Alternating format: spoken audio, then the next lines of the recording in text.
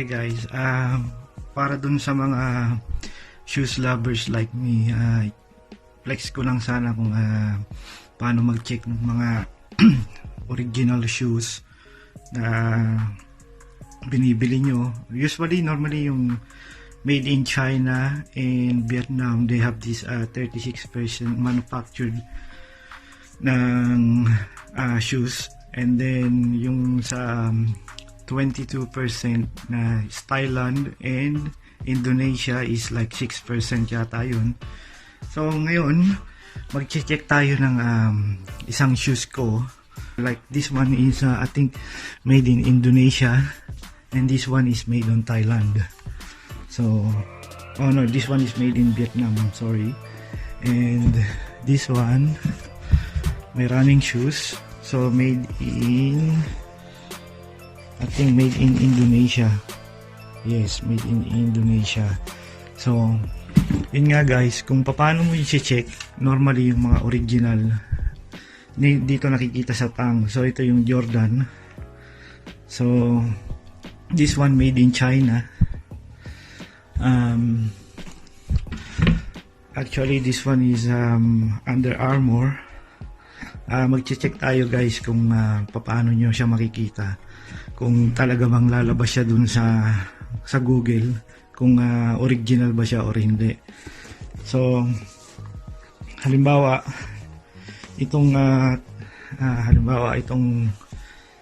ito makikita nyo to lagi usually sa mga sapatos.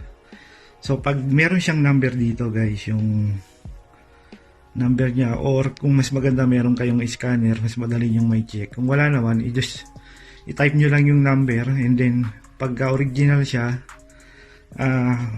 lalabas siya kailangan dun sa Google kung ano yung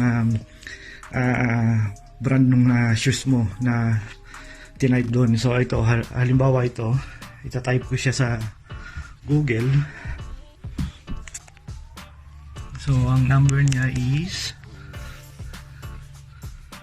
1080-24475. So let's see guys kung lalabas ba siya.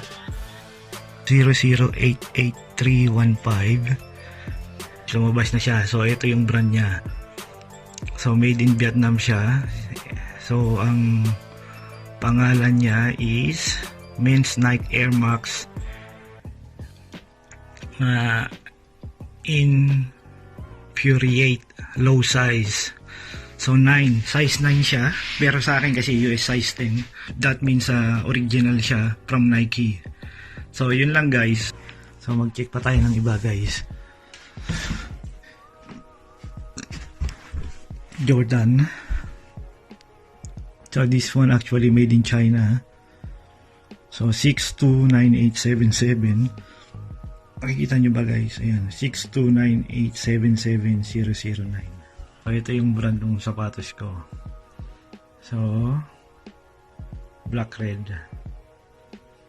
Ito yung ano niya, Air Jordan SC3. Yun yung ano niya.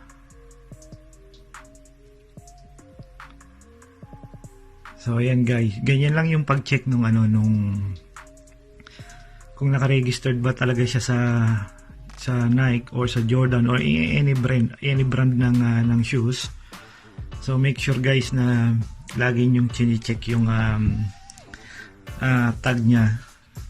O halimbawa bago kayo bibili. Pero kung alam niyo namang nasa Nike store kayo, so syempre mostly like 98% or 90% original siya. So yun guys, yun lang ang ko sa pag-check ng mga tag niya. Kung dun mo malalaman kung naka-registered ba siya sa Nike or sa Jordan or even in Adidas. Yung Adidas ko, hindi ko alam to guys.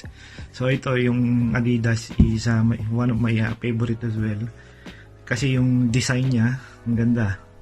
So this one is Adidas New York. This one made in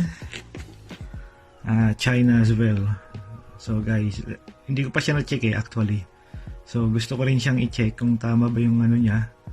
So hopefully meron kayong natutunan din sa channel na to. So please don't forget to like and subscribe. And thank you. See you.